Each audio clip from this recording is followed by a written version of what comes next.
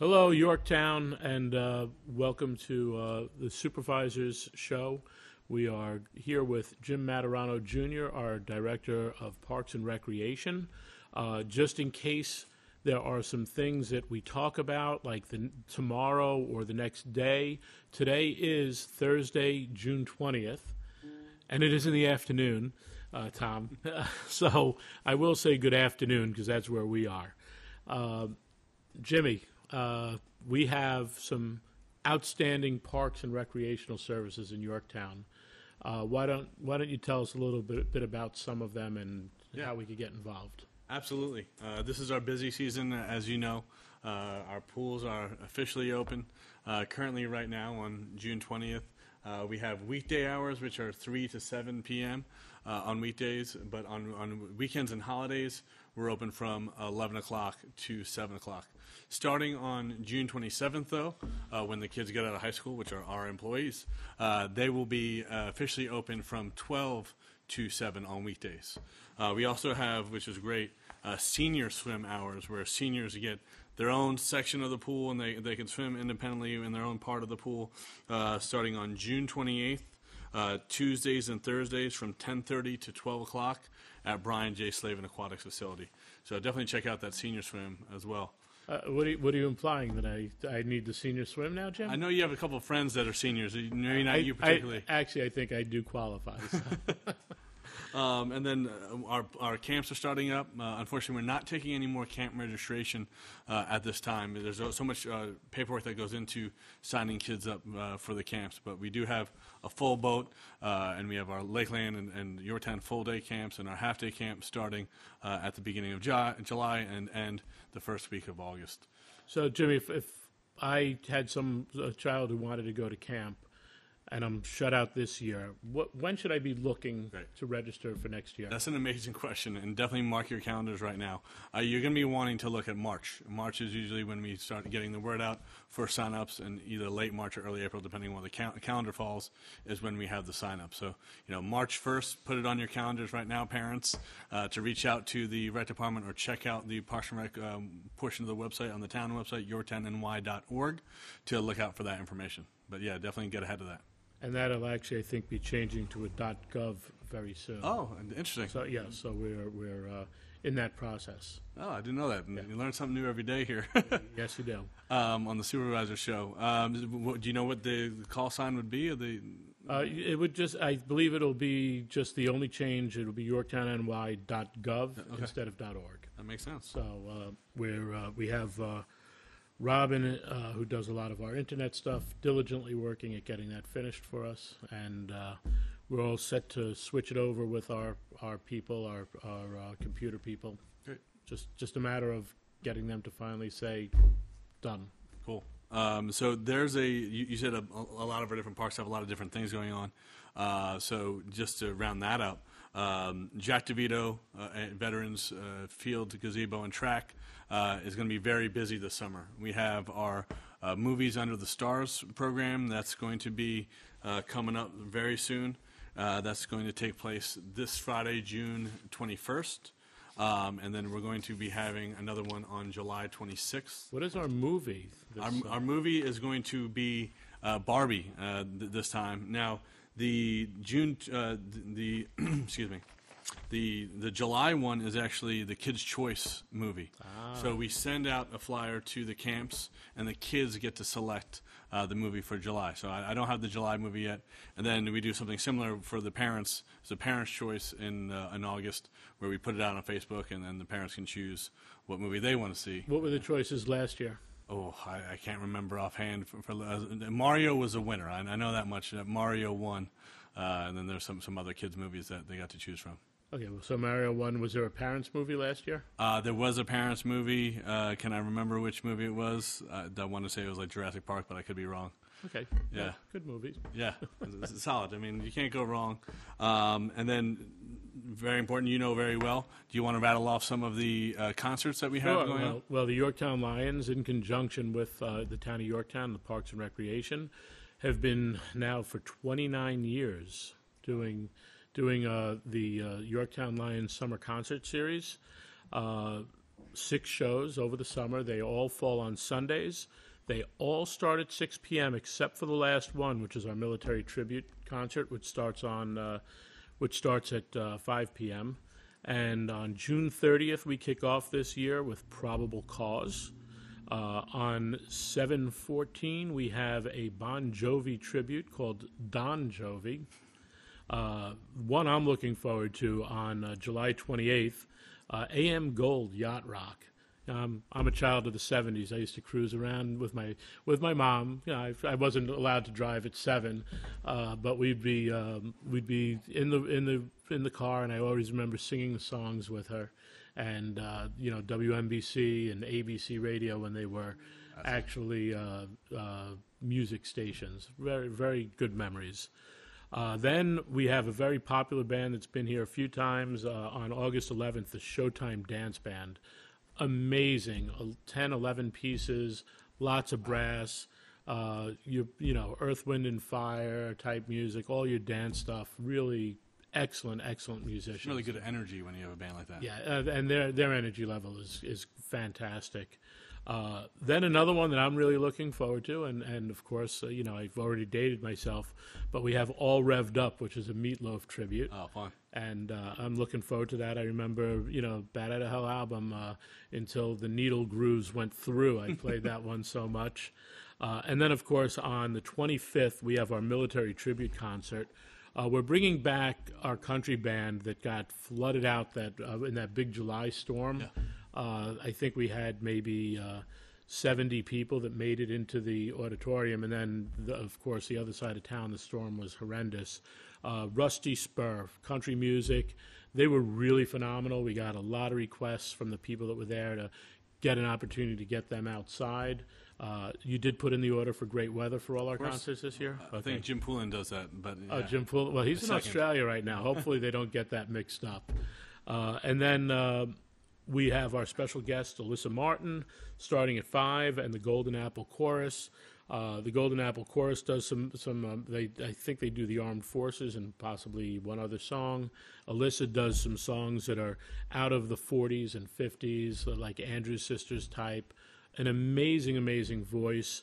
And ironically, her aunt, great aunt, I guess it would be, back in the day, was a movie star singer that did a lot of this period stuff. So, and Alyssa looks astonishingly like her, and she has a voice of an angel. She actually used to sing in the chorus at St. Pat's Church, and what Alyssa did for her Gold project, she and a couple of other friends had started a group, and they went around to nursing homes. That's how this all started.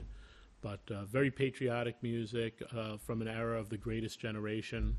And a fantastic show. So yeah, it really brings you back to that time. They do a whole routine that really bring your kids. Yes. Your kids need to experience what it was like in the 40s and 50s. Absolutely, and especially with Paul's Bob Hope style jokes. Yeah, that's what I was getting at. Yeah, yeah. So that's the concerts. They're going to have some artists and vendors. Food trucks will be there. And this year, the concerts are dedicated in the memory of John Kincart, who passed away on December 5th of 2023, and, of course, Tom Diana, who passed away on January 5th of 2024. Was John a sponsor as well? Or John? Yeah. John was usually a sponsor through Houlihan Lawrence. Yes. We actually, in tribute, kept his logo and an ad in the book this year. So obviously a long-term volunteer of the town as well. But yeah. Oh, absolutely. He was many years on the planning board, but also involved with the church, involved with scouting back in the day, I believe, with his son. Just really an amazing guy, amazing family. Huge loss for our community. But we... Personally, I would rather celebrate the memory and his life, and I feel that the concerts are a great way to do that. Miss him greatly.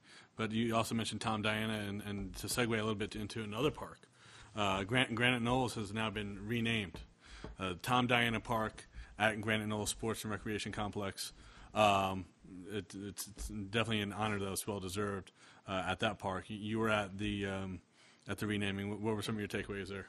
Well, first, you guys did a fantastic job on the signage Thank you. and the sign, and you know, it's we've had 3 tributes to Tom, and I'll talk about the other 2 right after this, so because each one has a lot of summertime stuff.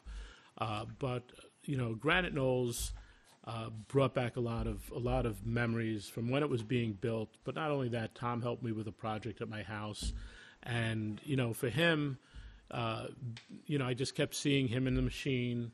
You know, him trying, plowing dirt, digging something up, and it was really, you know, it really spoke about Tommy, but it also the end result of the park, the love of children, you know, wanting to have the fields that are accessible for everyone, the garden, the accessible playground. You know, the importance of that to him. I think it's a side that a lot of people that didn't get to know him didn't see.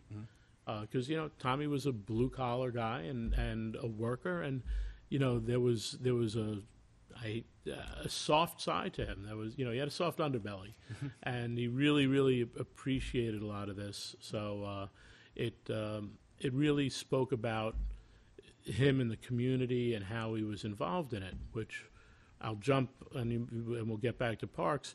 Another program coming up is the summer reading program at the library, which next Wednesday, which is the 26th, is their kickoff from 2 p.m. to 4 p.m. And right in front of the library is the holiday tree that Tom Diana planted. And we do now a tree lighting on that side of town.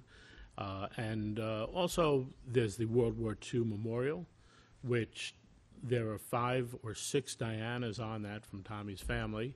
And to the left of the tree is the 9/11 Memorial, which, you know, Tom helped the Eagle Scouts when they were redoing that, and the new the wall that's there, the mural, that was, you know, a lot of Tom, and, you know, really cared about it, made sure it was set for every 9/11 ceremony, and, you know, the very important part of town, and with that strip of highway, and all of our roads are considered highways, but that strip of highway right there on East Main Street was named after Tom as well that same day, which was was it the 8th, June 8th? Yeah, June 8th. Also well-deserved. Yeah, no, absolutely. And then yesterday, Tuesday. Yeah, Tuesday, had the pleasure of going over to T-Town Reservation, which the T-Town, it has all of these great passive trails. I want to say 15 miles of trail. Yeah. And, you know, they have nature classes. They have camps down there, too. You know, so they have a ton of stuff down there in the walking. And they just planted a swamp oak right across from their main house. And that was in honor of Tom. And they wanted to do that for, you know, for his family, in his honor and his memory, his celebration of his life. And that swamp oak has a shelf life of about 300 years. Perfect. So it'll definitely be here for a while. And, you know, that one I thought was very fitting, too, because, you know, the roots of this oak are strong, as Tommy's roots in Yorktown were extremely strong. And, yeah, and he was solid like an oak. You know, he was a solid human being, a solid individual. And, you know, seeing these celebratory memories of him is, you know, it's very touching. You know, I called Tommy friend, and it's definitely makes me comforted to see that and know that there are these areas that you could go and sit there and commune with his spirit. Yeah, T-Town's a great spot as well. A lot of people out there probably don't even realize that it exists. They're local not-for-profit, and you can sign up for a membership and have free parking there with a membership there. And it's the fact that people from Yorktown could go down there and see Tommy's tree for the next 300 years is definitely fitting and appropriate. Going back to Granite Knolls, we have our pickleball course that we're going to be redoing. And thank you for prioritizing our infrastructure here in Yorktown. You've really given me and the department the ability to really fix some things that have been nagging us for the past few years, so thank you. And with that being said, we're going to be redoing the pickleball courts starting on October 15th. We're going to be demoing the courts and putting down the pavement. But before we do that, we're actually going to put in some drainage that we hadn't done previously that had led to some cracking. So we're doing it once, doing it right like Tommy would want. And so we're very excited about that. But the pickleball season is going to be cut a little bit short with those passes. But it's exciting because our pickleball players are going to be getting brand new courts. I think that'll be worth the wait, and Yeah. we're expected to open for the beginning of the spring. Correct. Yes, sir. Yeah, we're usually shut down for the season mid-November, so they're really only losing about a month of their season, and that's kind of towards the end anyway. So that's exciting news up at Granite Knolls. We talked about camps, right? But there's also these sports camps, week-long sports camps. You can, once again, take a look at the town website or just call our office at 914-245-4650 and get a list of the different sports camps that we have at Granite Knolls. We have a lot of soccer camps going on this summer up there.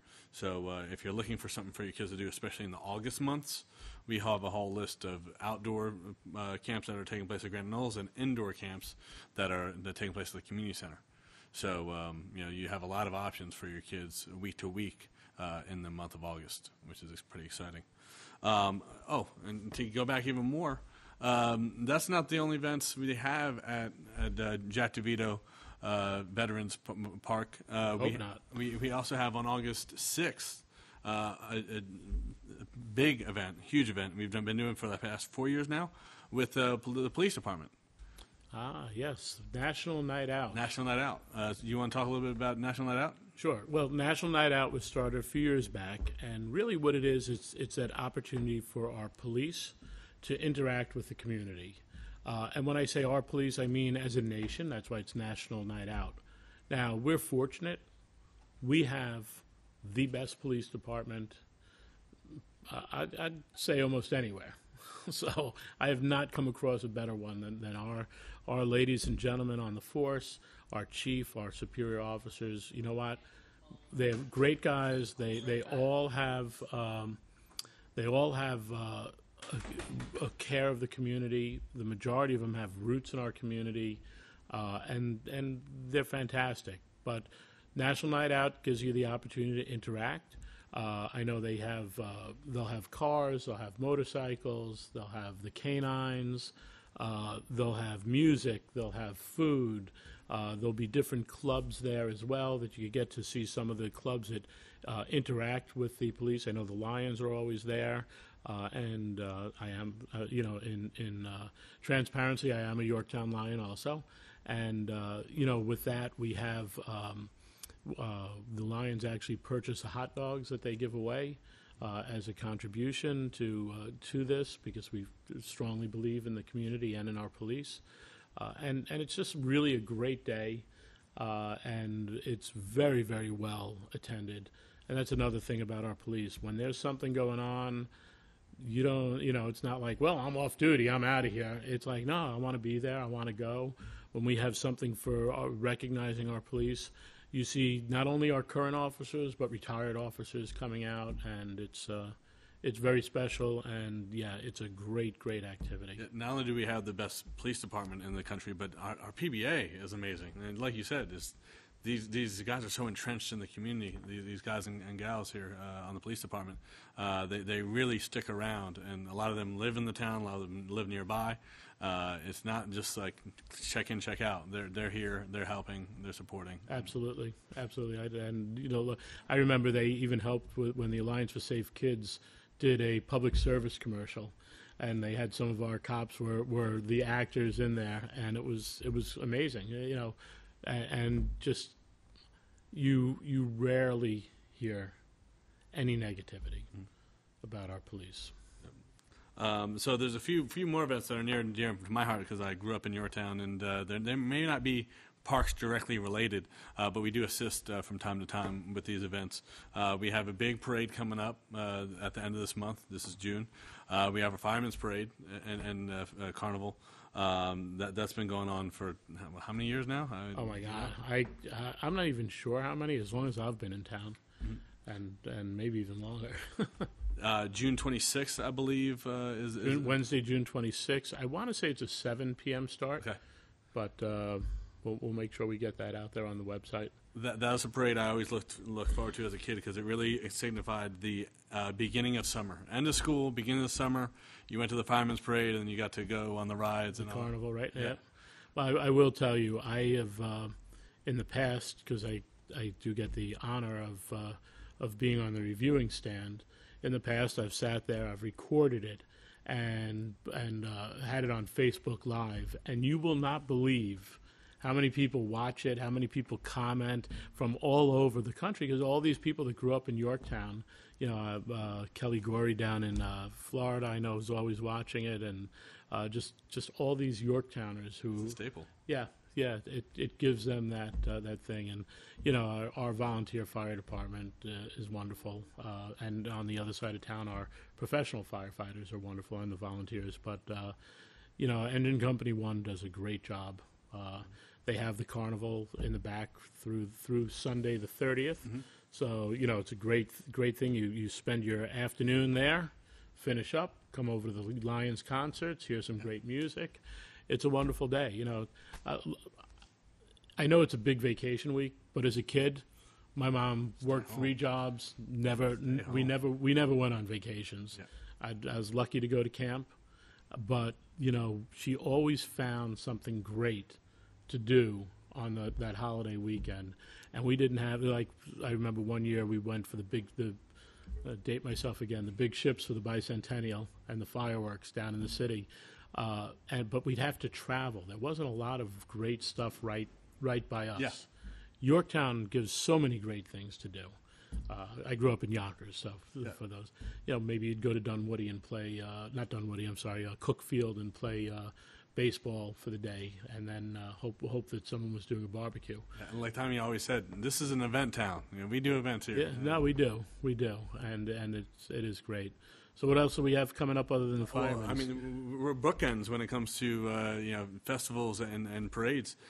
We have the Grange Fair, and that starts with a bit of a parade too. They have the tractor parade, I believe, to start. Yep. Yeah, that goes from the firehouse up to the Grange. Yep. And that's usually the weekend after Labor Day. Yeah, that's September 6th, 7th, and 8th. Yep.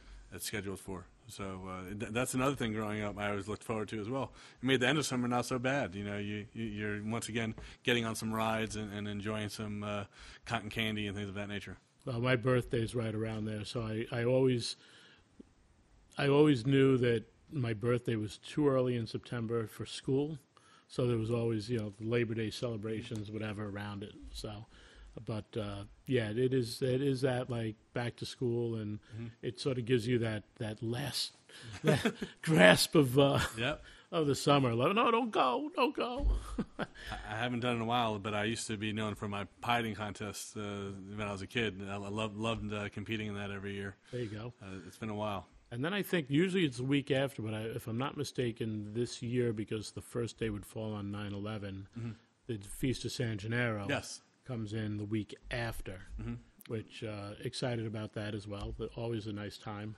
Another massive event for the town of Yorktown. Yeah, it's been quite the tradition over the past almost decade now. Right. Yeah, and always a lot of fun. Some great vendors. Oh my God, the food is just amazing. And Chef Rob is usually doing seafood there, which clams on the half shell. Yeah. Once again, it's like right after summer, and you still get one of those things. I remember, going clam shucking and going out and finding them and digging them out of the sand. So it's a lot of good memories when you see that stuff. Yeah. Just going through some of our other parks. Legacy Park just got a big upgrade. Big upgrade. Talked about infrastructure again, redoing the whole turf of that field. So people have been really utilizing that field lately. which had been shut down during some construction many years ago. But it took a toll because, actually, believe it or not being active on it kind of hurts the turf. So now that we have the new turf, it's really been well. It's been working well. They did a great job, the Yes. turf company. They really did. A-Turf is the company that we utilized, and they're amazing. They've been really great to work with, and they got the job done just in time for us to get our teams together for the spring. So we're looking forward to doing a lot more work on our parks and really putting together upgrades at our different parks, which is great. Well, I know we just did one major upgrade at Downing in the lights, correct? Yes, we just did the lights at the softball field, softball/baseball field, which was another thing. They actually weren't making the lights that we currently had back then, so we were like the last order of the lights. So we switched to LED lights, which is great for also the community. One, it's good for the environment, and two, the LEDs are directed lights, so there's less flood into the neighbors. With that, it's even though it's a brighter light, there's less light that's coming outside of the directed areas. So we're very happy to upgrade those lights at Downing. Yeah. Nice. Very nice, yeah. And then you were looking at something else. How's that coming along? Yeah. Do you want to talk about it yet? Or? Yeah, we can chat about it. Accessibility in that park has been difficult for years. That's a very old park that hasn't been changed since it was probably built. I don't know. I don't have a year for you exactly when Downing was put together. But we want to make it so people can get there that may have some disabilities a little bit easier. So I'm doing my best to work with the accessibility committee here in town to come up with a game plan. We don't have a game plan yet, but you've helped support me in finding a solution to the problem, which I appreciate. And hopefully over the next year and a half, we'll be able to come up with a solution and execute on the solution. It's a lot harder than what some people think, just snap your fingers and solve it. We're going to have to do a lot of paperwork. We're going to have to go out to bid, I'm sure, on certain jobs. It's going to have to be engineered. You're going to have to make sure it's ADA. It's everything. It's the angle of the slopes. It's, because for those that don't know, the parking lot is uphill of the fields. Mm-hmm. So to get down there is not the easiest thing, and especially, if you have grandma or grandpa who wants to come see the game, you have someone in a wheelchair, someone who just, like me, when I had my sciatica, I couldn't walk down that hill. It's very, very hard to get there on a regular day. So, if there is a disability that's preventing you from mobility, we need to find a solution, to be as inclusive of everyone who wants to be down there and participate, whether as a player or a spectator.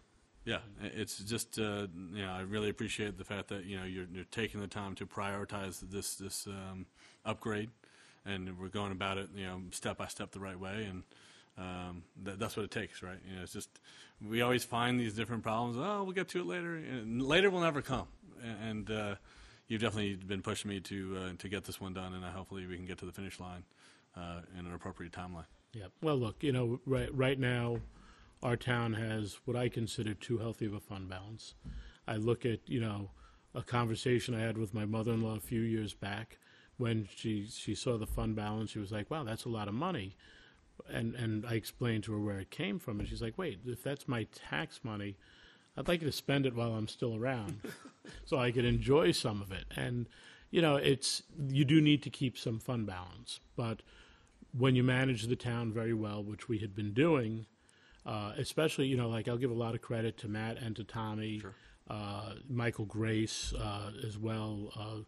They try to keep the budgets flat, which isn't always the greatest thing.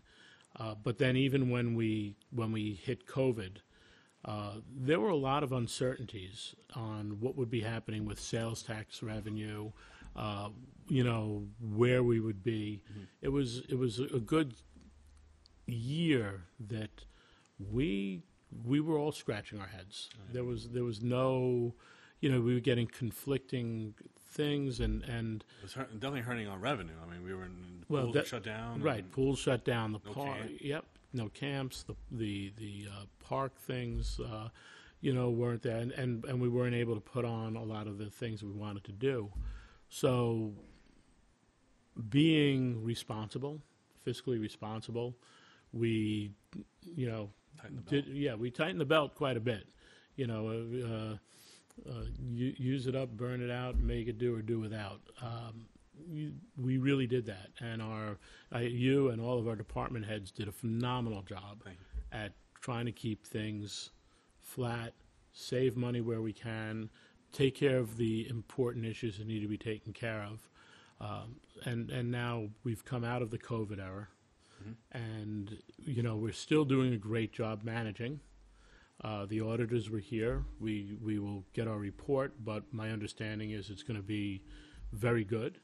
And we need to think about some of these, especially infrastructure changes that need to happen, and we need to look at some of our facilities, things that need to happen as well, such as the parks and our buildings. We're redoing the elevator at the Capellini Center. Big upgrade. Yeah, a lot of things that we had to sit back on, and now as they come through, my job will be to funnel them through, make sure that we could get them done, still being fiscally responsible, and make sure that we at least spend down a little bit of that fund balance to help give the taxpayers the services that they pay for. Yeah, and that's an accessibility piece too, right? That's an issue if you don't have a working elevator there, or the seniors that are in our programs that are at the community center, they can't get to the programs I'm trying to run. So really appreciate you putting the money and effort into that project as well, because it has an effect on this department. And a lot. Our senior nutrition, we have the ladies that run the thrift shop for the food pantry, the Yorktown Cares food pantry. There's a lot that goes on in that building. And when are they open there? Tuesday and Wednesdays? I believe so. Do I have it in throwing the curveball? Yeah. So I believe it's 12 to 2, or is it 11 to 1? It might be 11 to 1. Yeah. I'll have to get back to you on that one. Well, we'll try to get that information out. But we do have a thrift shop. It's cool. I've been there. Yeah. Yep. I've been there as well. I think I donate more than I buy, but that's okay.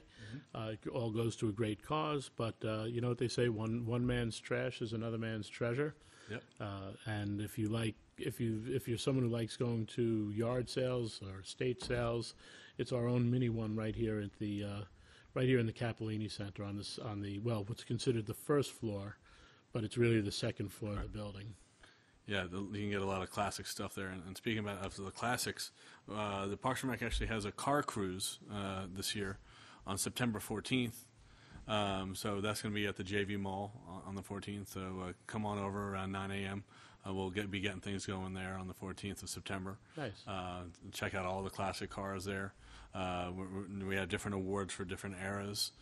We have an award named after Tommy as well that will be showing off at the event.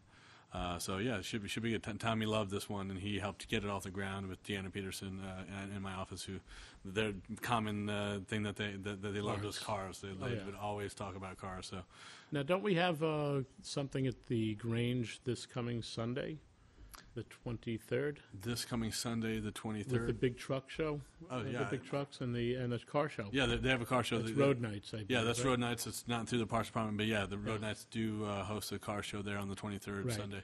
And then they have the big trucks also, which are a lot of fun. I know we have a couple volunteers that bring some trucks over. Oh, very cool. Yeah, so the kids love the trucks, and it's a lot of fun. And it's a pretty big show. They fill that whole Grange parking lot or field. I mean, where the fair would be, especially when the weather's nice. Do you remember how many cars they got in years past? Oh my God, it has to be over 100, like 100 to 200 easily. Do you know if it's free entry or is it? Is there an entry fee? I'll try to look it up. Yeah. Okay. Why don't you tell us about another park and then I'll jump in there. Yeah, we've been getting things going with our. Actually, we have something that we should announce as well. We're signing a deal with the Mr. Softy So that's something that we want to mention, that at Granite Knolls you will be seeing a Mr. Softy truck going forward.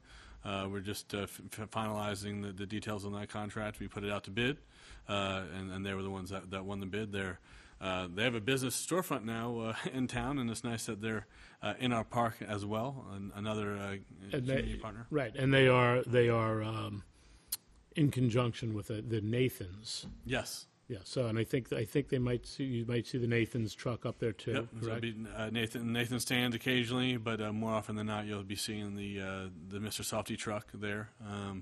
So yeah, definitely take a look as you drive up. That's where they'll be having their truck. That's very exciting, because we haven't had any food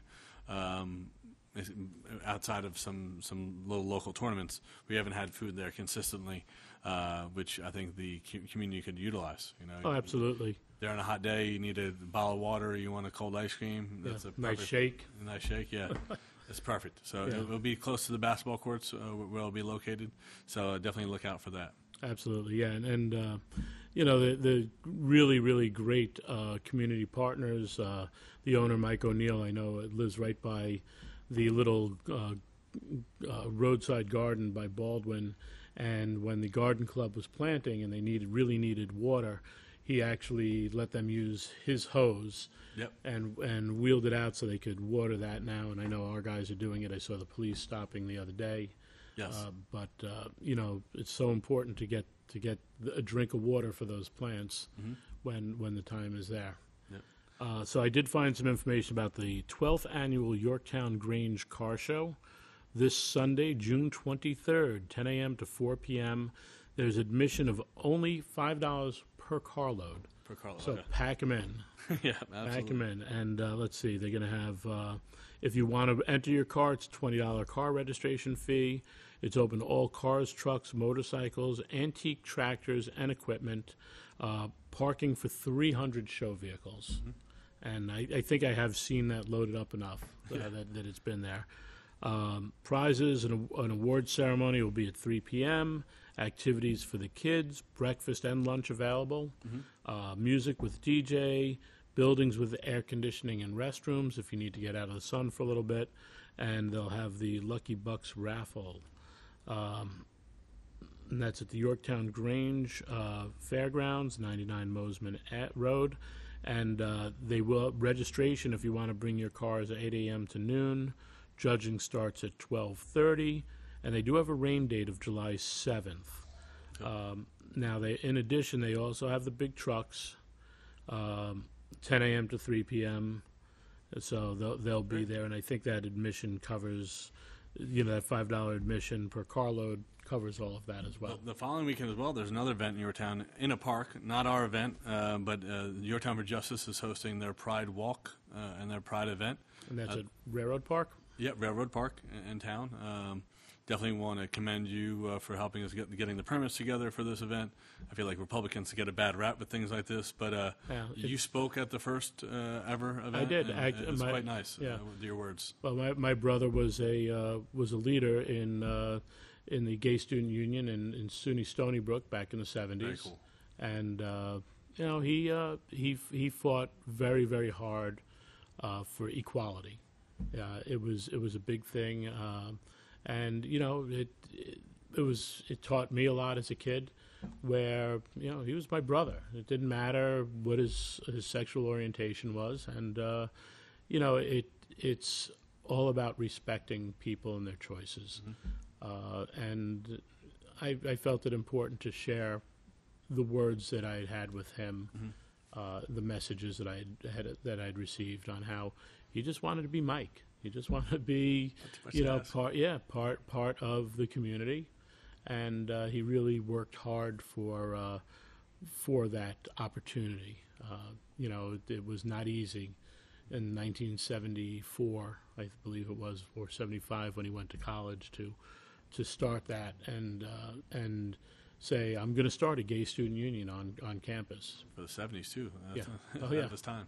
Yeah, it wasn't easily accepted, and I think once again his message was just accept me for who I am, and I think it's a real important message, and I hope that theme still carries on with the Pride events. Mm-hmm. Unfortunately, or fortunately, depending on how you look at it, I have a weekend business. Okay. Well, it's a full week business, but I can't do the full week anymore except at night. Yeah.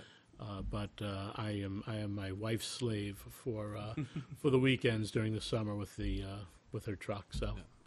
Unfortunately, you can't make it, but fortunate for the business, I guess, that you got some work coming up. Absolutely. But I'm pretty sure we'll have some representation from the town there. They don't want it to be a political event, and rightfully not. so, right? And it's not. So they keep it very very grassroots, and that's it's appreciated that it's there, that it's part of our community, and gives people an opportunity to express themselves. That's great. We're talking about the different parks and different things that we're doing. We just renamed another park right over here. It's a Veteran Circle. The Veteran Memorial Circle. Veteran Memorial Circle. It's named that because the park is for the veterans. It's once known as Patriot Park. It has our monuments, and it's the old circle of the original train station of the old Putnam. The old Putt line would actually turn their trains around in that circle. So the Veteran Memorial Circle is the new name of what once was Patriot Park, and we're looking to work with the Garden Club of Yorktown to beautify that space. So we're working on that project diligently in partnership with them and the veterans as well. And that's going to be exciting. We're kind of getting started late summer to plant for early fall. Yep. To kind of get the end of that kind of fall growing season, but before it's too cold, so that the plants can take. And they're looking to do native plants. Native, yes, thank you. And we're running water down there? We'll have water there. We'll be able to water them. The garden club's going to help us with the watering as well. So it's going to be a great project. That park has had its ups and downs as far as beautification, but we're really hoping that this time it sticks. Anytime you have any garden, it's hard to maintain. It is. For sure. It is. Well, and actually pretty interesting. We were just out there for Memorial Day, Yes. and it's a pretty big nature attraction as well, as it's very close to the bike trail and the swampy area, and there was a huge snapping turtle Yes. hanging out at the flagpole. Yeah, absolutely. Yeah, so we had a turtle right there. One of the firemen was nice enough to help it find its way back to the swamp. So thank you for whoever that was. Yes. Yeah. So, and our veterans, a great point. We want to honor, and sometimes like, oh, this veterans field, that veterans field, and they're like, but it has nothing to do with veterans. And they're like, this one in particular has our monuments to World War I, World War II, Vietnam, Korea, the War on Terror. It has our flags down there for all of our branches of the military. And it has come up, and I know there are not many left.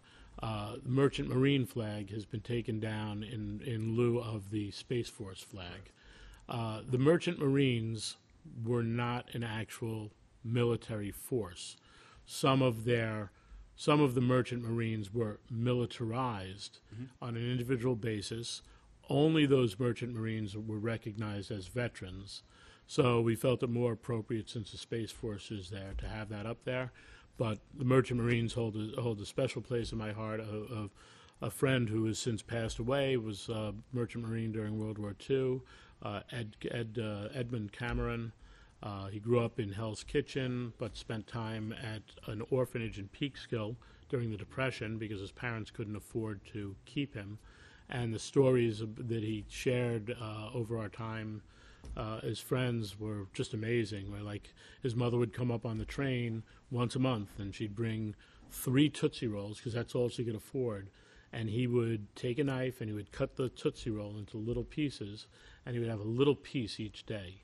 And, they were just there, and they were cared for by the nuns. And then when they were able to get back on their feet, which included the kids being old enough to work, which was not very old, then they were able to go back home. But it was just like an amazing story. And then the stories about being on the ships going through the oceans and sitting on basically all these munitions, and they purposely did not give escorts to the merchant marine ships because they didn't want them to become targets. Mm-hmm. And he's like, but any ship was a target if someone came across you. So he said it was very nerve-wracking. And one of the coolest things for those that know, especially if you're military, when you cross either the equator or the date line, there's a ceremony that they have on military ships, and they probably do it on cruise lines as well nowadays, which is called a shellback ceremony. And it's sort of like that turning over when you cross from north to south or east to west for the time zone. And he actually had old little black and white photos, the white border ones that with the cutout border that it looked like. And he had all of these photos from the shellback ceremony, which was almost like a fraternity hazing. Mm-hmm. And it was just amazing stuff to see, and the stories and all. But so Merchant Marines do hold a special place in my heart. We're down to very, very few, just as we are out of now Pearl Harbor survivors.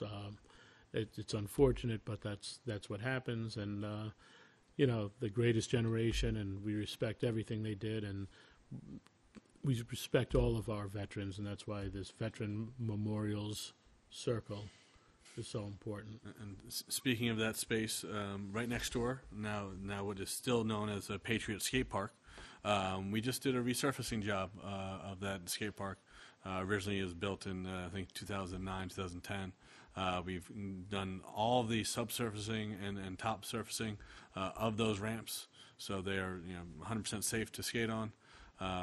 So a lot of the kids are very excited that the ramps are refurbished to their original state, and that was a job I got to tip my cap to my staff. It's a very difficult, tough, tedious job that took about a year or so to do, because we had to do them in seasons and break it up, because there was only during the winter when we could do it, because we wanted to make sure the park was open to the teenagers and other kids that skated throughout the different seasons, skating seasons. So the last 2 winters we've worked hard on that project and have got it down to its original state, which is some phenomenal work.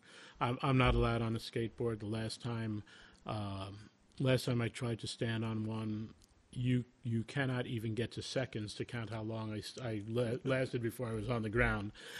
It was like milliseconds. It was whoops. Boom. The skateboards are difficult. They're not easy to ride.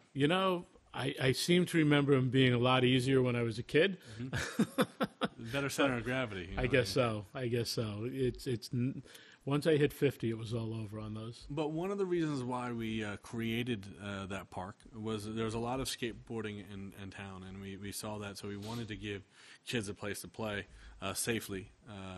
But some of the things that we're seeing now, not skateboarding, but with a lot of biking on the Jack DeVito Veterans track, that's a problem. That track specifically is only for walking or running or working out. It's not for riding bikes.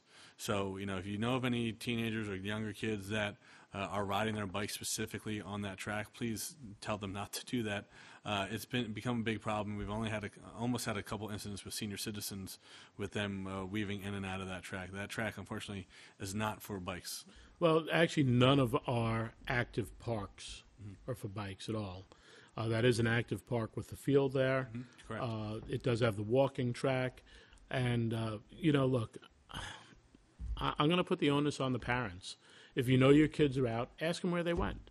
If they're going to a park, please, talk to them about passive parks versus active parks. Active parks have the recreational things as sports fields, playgrounds, paddleball courts. We had a toddler get hit on a paddleball court because someone was riding an electric bike and the child came out from behind a wall, purely accidental. But we shouldn't have a bike on that active park. And as parents, my mom made it clear where I should and shouldn't be. Yeah. It could be a conversation to have at the dinner table. And we have great places for bikes. We have the Westchester Trailway Yeah, right here in Trailway town. is amazing, and then we have all the cross trails that you could use with bikes as well. Cross trails, yep. So we have Sylvan Glen Park is for mountain bikes, which you're able to utilize there. And Sylvan Glen, you get in off of Lexington Avenue. Yep. So that's certainly a park you can utilize your vehicle, not dirt bike, mountain bike. Yeah. Now dirt bikes, we have a law I believe the town board's working on as far as quads and mountain bikes. Yeah. So unfortunately, we don't really have property that you could do that. I believe you could use them on your own personal property if you have the acreage for it. If anyone out there has some acreage they want to turn into a quad or dirt bike place, that might work. But the vehicles, like you can't be riding dirt bikes on a road, quads on a road. They shouldn't be on our fields, of course.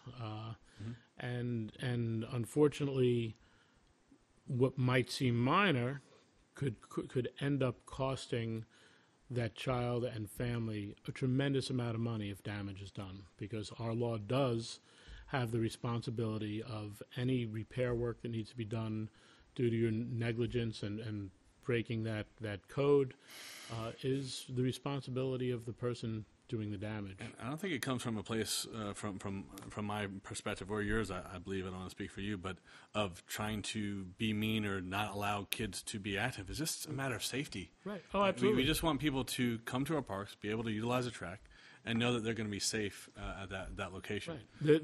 There's the safety is the number one factor, and then look, as the executive of the town, I have to also look at what the taxpayer, if the taxpayers could use it, and then if damage is done, the taxpayers have to pay for that. True. Or if we don't find that person or people, and it's not right. It's not. It's a balance. Once again, I think I used this quite a bit the other night in our meeting. There's a balance, and to say, let me take a dirt bike out on a $900,000 artificial turf field and tear it up. Where's that going to come from? And it's not like you want to be mean, like you said. We should know better. We should not put that onus on the town or anyone else, and we should be respectful. And another thing I've been seeing since my tenure here is graffiti, fortunately for us, we have a great police department that actually has a graffiti unit. So, if there's anyone out there that is doing graffiti around the town, you should tell them not to, because the police department knows exactly who it is. They know your tags. Yeah, and they will get you at some point. So if you do see graffiti, please reach out to our office, 914-245-4650. We'll take care of the graffiti, and we'll make sure that there's a police report put in place. So we've had a number of those, but thankfully for the police department, we've gotten to it pretty quickly. There was a few that came along that was not necessarily in the park, but there was a hate crime, and there's a whole big thing that I remember at the time it came on. Yep. Look, graffiti is usually done by kids. I think, unfortunately, that sometimes our kids and even adults do things that they don't think about, not educated enough about. They don't know the power of a symbol and what it means, and or they do, and it just doesn't register on them. But it's unfortunate. It happens, and there's not a place for it in our community. But as you said, notify us. Let's get it cleaned up, taken care of. Unfortunately, this is some of the stuff our police have to investigate and put man hours into. But it's important, even if we are able to find someone and educate them. We do our Holocaust Remembrance event in Town Hall every year around Yom HaShoah, around the end of April, or the beginning of May, depending on where it falls. And we, that's all about education. There's so many people who don't understand our history, the history of the world. We spoke about the Greatest Generation.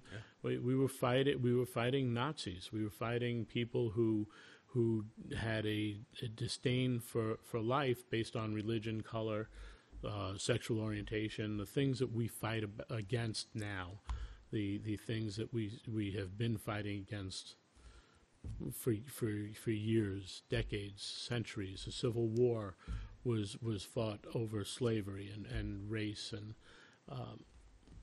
it's just we need to teach, we need to learn, we need to have programs. And I will say, if anyone wants to, have someone sit down and watch, you could find our Holocaust Remembrance events on the town website.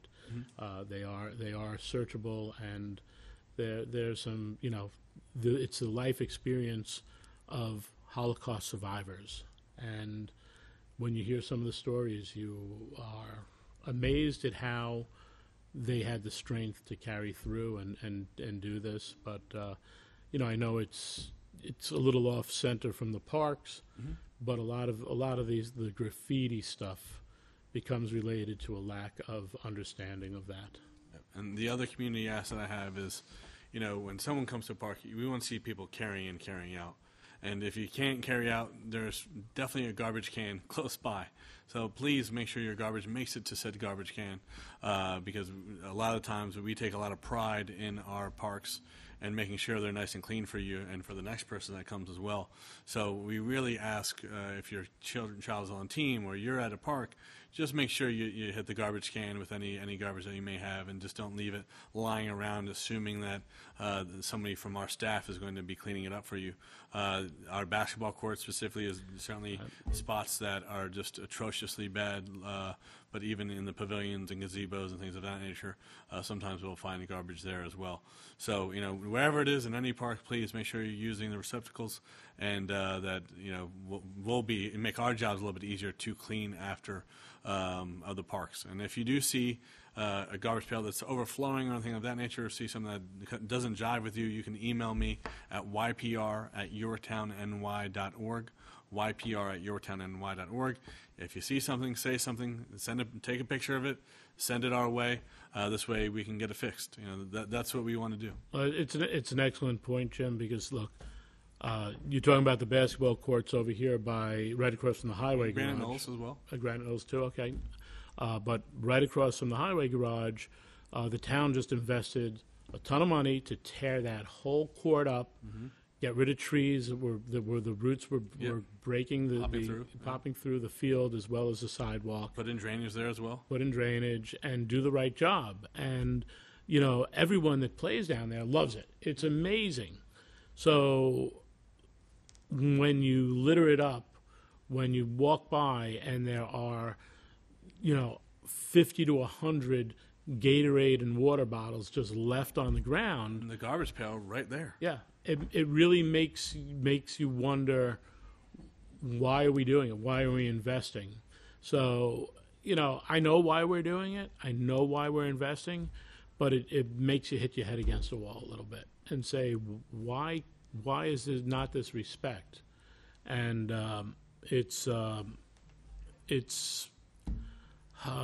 sad. It really is. It's something that we really want to make our facilities great, but we need that partnership of the people using it to keep it. As you said, carry in, carry out, clean up after yourself, and really have that respect. You want to come there and not have to move stuff out of the way.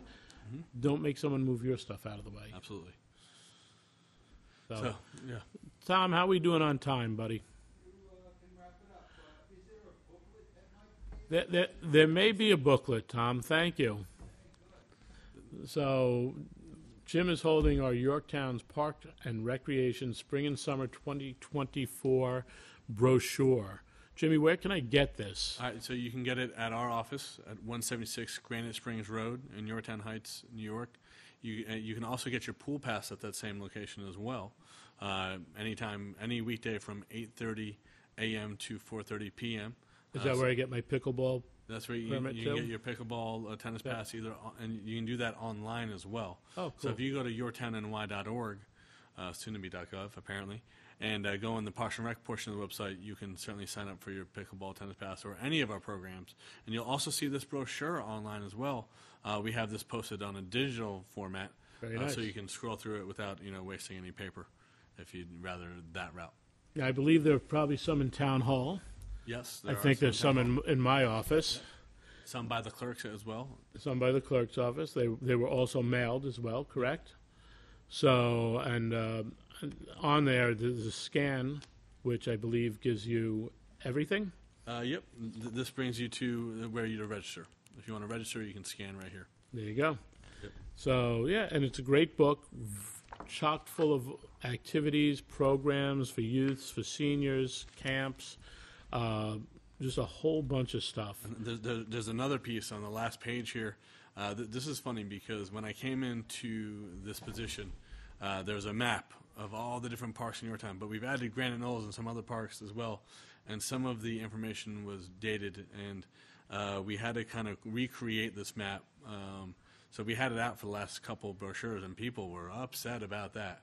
They really wanted their map back in there. So we got it together. Our staff did a great job in recreating the map and renumbering and putting in the relevant information that was needed. So the map is back in the back of here as well. And I see the links are at Valley Fields, our Par 3 advertising here. I think our next meeting is Tom with the portable camera running around behind us while we shoot 9 holes. And I'm so happy you brought up the Par 3 because hole-in-one contest. The hole-in-one contest on July 21st, the Friends of Yorktown Parks and Recreation are putting on the traditional hole-in-one contest. So go check that out. I believe that's 9 or 10 a.m. on the 21st. A couple dollars for a bunch of balls. And it's fun, too. I think they had raffle prizes. Yes. They had prizes you could win. So different sponsors from around the community that helped participate as well. Yep. Yeah. I think I had 5 or 6 hole-in-ones that day. I don't even know if I hit the green. You tried. I did try. But as I've always said, anyone who sees me on the golf course never mistakes me for a golfer. All right, so I think we're about out of time here before Tom yells at us. Yep. Thanks for tuning in. Any questions, Jim? Where can they call the Parks and Rec again? Two ways to ask any question. Call the office at 914-245-4650, extension 0, or email ypr@yorktownny.org. Great. Jim, thanks for joining me, taking a little time out of your day. Yes. I'm sure with this heat wave, you don't mind the air conditioning as much, but I appreciate you coming in. Yep. Stay cool, everyone. Thanks for having me. I appreciate it. Absolutely. Take care, Yorktown. See you next month.